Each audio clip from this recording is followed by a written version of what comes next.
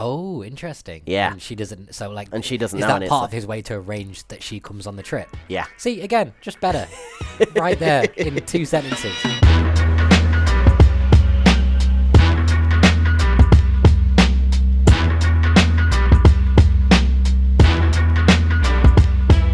So this is replacement, where we replace characters in the film with other characters from films and just see if we can have a better time with the film that we've been given.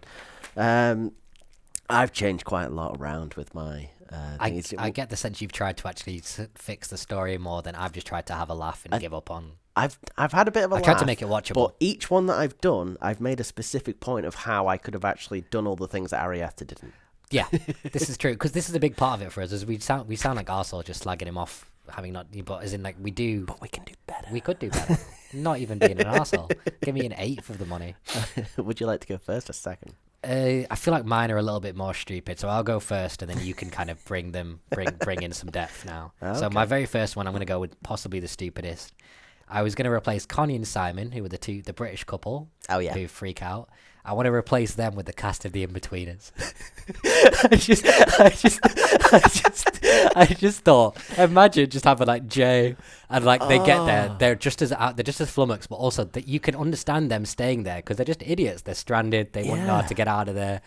You can see him just being like, when the bodies are dropping, just be like, oh, like just freaking out. Imagine like, Neil just being like, "Is that real?"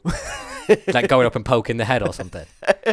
But again, like I was just trying to make it watchable. And I just thought if they were a comic relief, the English people, which is what we're good for, then it could have been a whole nother level of just kind of entertaining. Oh, I love that. That's so much fun. Mm-hmm. Because they could have just left. Yeah, it would have been fine. Because then it I'll would tell have you got what, serious. they were smart enough to actually leave. But they got killed. Connie and Simon both died. Oh, no. Well, in my version of your version, I would have just let them go. Yeah. Yeah. They just like start taking mushrooms and just walk into the forest and like accidentally escape. That'd probably be the story. Then they get back home and then they everyone's worried about them because we didn't know you were going to get back, and then they read the paper and they see all these people murdered in Sweden. It's like, fucking hell. But Jay stays for the 13-year-old. I don't like Jay dying. I like Jay. Okay, so what I've done is I've replaced the friend group, which is the main characters of the film, and I've replaced them with the Scooby-Doo gang. Nice, classic What Pictures callback. We love those guys. But here's my thing: is like they're on a mystery to like see why all these people are disappearing. We doing a live action or animated in live action? Ooh. From the 2002 and 2004 films. Okay, we're bringing back Freddie and Sarah. Oh, it's Sarah. Sarah Michelle. Oh, yeah, he's Freddie in real life. Freddie Prinze Jr. I forgot his name was that in real life too. Oh, yeah. Yeah, so they'd be on a mystery to find out why all these people have been mysteriously missing in this part of Sweden. I like that. And then all these cult people just happen to have, like, masks or whatever. And then they find out that they've been killing them all along. Mm-hmm. And then they bust them. They put them all on the back of the mystery van. All 40 of them in the back of the van, take them to the police station. I like that. I'll give you one of my kind of... okay, cool. I'll give you one that I actually kind of like as an idea.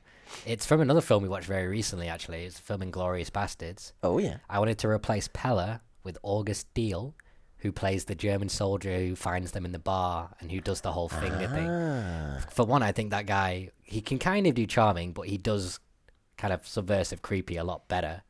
That whole Nazi element is interesting with the whole white Sweden. That's very much a thing that they could have been delving into. Even the fact, like, why is Chidi black? They get a black guy, but that's annoying to me. It's like you can't do colorblind casting. Oh yeah, you picked up on that as well in the film. Like all the 3 black characters died. I was like, as soon as I saw those other two come on, I was like, if you're gonna subvert expectations, don't do it. Anyway, I'm going back into the review. That's more of a me issue to get annoyed by. But yeah, like I was like, he is actually also he's kind of very intelligent and like multiple languages. Like there's parts of it that link, and being a soldier, kind of undercover. Like I actually just think him, both the actor and the character, would have been a more interesting way to, sending young Nazis to America to infiltrate, to bring back, not Nazis, but just young people to kind of bring back prey. That's definitely an interesting thing. I like that. It's actually a Nazi recruiting scheme. Basically, yeah. Like it's fucking feeding Hitler at the end or something. He's what they dance around. So I've also replaced, is it Pella? I think it's Pella. Pella. Yeah. Okay, so I've replaced Pella. Now, the character that I'm thinking of kind of brings back the whole because it's supposed to be technically it's a slasher film at the end of the day, like all these people get killed, missing, whatever. So I've replaced Pella with Norman Bates. Oh, I actually thought about this for a but second. the young one from Bates Motel, Freddie Highmore. I love Freddie Highmore. Yeah, good stuff. So basically, like, but this time, because I still wanted to kind of follow the same themes, Norman Bates is the killer of her family. Oh, interesting. Yeah. And she doesn't, so like... And she doesn't is know. Is that part of his way to arrange that she comes on the trip? Yeah. See, again, just better. Right there, in 2 sentences. Because he wanted to be with her as well. There's a link. He's exactly. also got like this psychological thing going on with background Norma in his head. Yeah. So, yeah. And then it becomes more makes of a... loads more sense. Exactly. Because of the whole cult incest thing already. He's actually found his own people, maybe, this way. Maybe his mum's the Oracle. She, like, secretly gave birth to him. Do you know the Oracles are all inbred? She'll still be dead as well. He could have brought the body over. She got to the end of a cycle. Yeah. That's interesting. So, yeah, then it'd be more of an actual horror slasher film that it was kind of trying to be, that it wasn't. Again, just kind of hitting on the playing off the themes in the film. I didn't recast Florence in anything. I liked her character. I liked the themes. That was just, he got one character right and then he stopped writing, apparently. But I want to replace Christian, her boyfriend. This is quite a specific one. Oh, I've got 2 here. I can't decide who to choose from. I'm going to go with... No, I'm going to avoid the racist theme again. I'm going to say Christian replaced with Patrick, who is Lucas Hedges in Manchester by the Sea. And I don't know if you've seen this. Basically, his dad dies when he's quite young. He's kind of like Casey Affleck comes in and is kind of trying to become his new guardian, but Casey Affleck's got a lot of trauma in that area. And it's basically like he's a young person who's kind of like, just a cool, normal dude, but he's got a lot of this stuff going on the surface. He also has panic attacks. And I think it would just be an extra level of interesting if, like, rather than Christian just being a boring fucker, being like... Because this is the thing. He was the worst boyfriend. Yeah, he's truly terrible. Really he's is. a coward and he's a bad person. boyfriend. But, like, why not give him some depth? Why not make him a coward, but, like, give their... have some real justification down there, have some actual life experience or something. Like, I get the whole point he was making about Americans and their arrogance and just kind of the way Americans buzz around the world.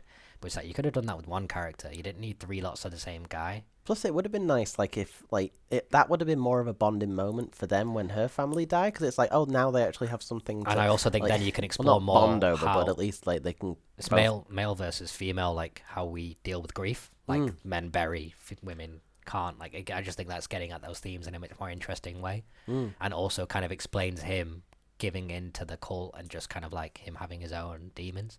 Because in the film, it's like, why does he decide to go along with all of this? He's still he's still a big dude. He should just be able to throw a few left hooks and get out of there. Get out of there. But no. So yeah, going back to Dani and Florence Pugh.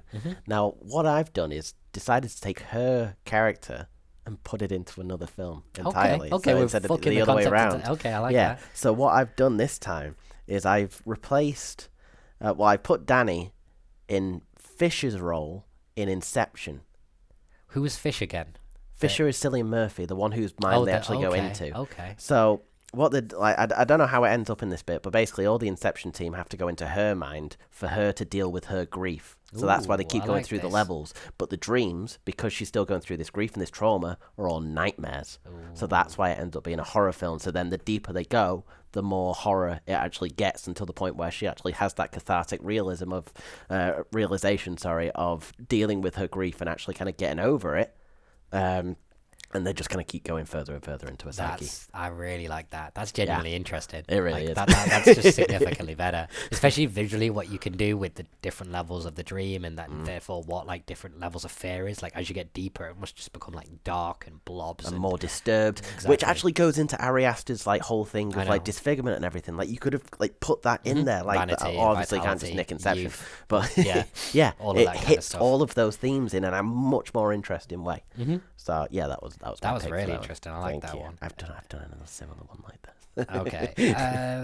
I will say my next one. I don't want to do Christine again. Really, I should be changing Mark, but I just liked his lines. They were funny. I don't want to mess with Will Poulter. So I'm going to take Chidi out because he accomplished nothing. And I thought what might be interesting to put in there is Miles from Blind Spotting, which is Rafael Casal's character, the white guy.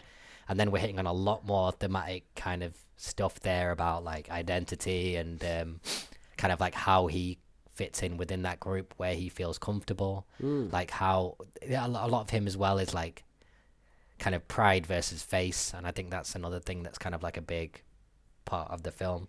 So I really like the idea of taking Chidi out because he doesn't do anything. He's like a semi-intellectual who gets upset about the thing, but he doesn't really accomplish anything else. He's a bit rude to Florence Pugh the whole time. That's pretty much all he does. Like, he just doesn't, So I just thought bringing in a character like Miles, who actually like is dealing with some real kind of crisis. And then I also thought he's also more of a kind of vulnerable guy in that film, so he could have been more of a... Like, I would have rather Florence Pugh retreat to him than to Pella. Pella was obvious for the story of the film, but he also was like kind of weird and uncomfortable and came on too strong, and like that's not what you want after, she made it very clear she did not want to face her fear and grief head on. He very much wanted her to force her to, and that just doesn't work in real life. No. She would have just fled at the first opportunity and not like gave him an opportunity again. Oh my god. I forgot that was right in your ears, my bad. No, it's fine. Keeps me on my toes. Keeps you on your big fucking toes. Just entertaining myself. He loves it. He's having a great time. Speaking of a great time, that was very fun. Thank you. King of Segways is back again. Oh yeah, back out of retirement. Once I'm back on it, I tell you now, there's nothing stopping me. Dr. Segway. But that was the replacements part of the podcast. If you want to listen to the whole in-depth analysis review of Midsommar, go check out the full podcast here on YouTube, or it's on Spotify. You can follow us there. We're just up and running, so give us a cheeky little like and a follow. If you don't want to listen that long, you can listen to the 5-star movie review of Midsommar, where we talk about what rating that we'd give it. Spoiler warning, wasn't that great? I've been Matt. I've been Adele. And that was the Character Replacements Rewrites. We will see you in the next one. See ya.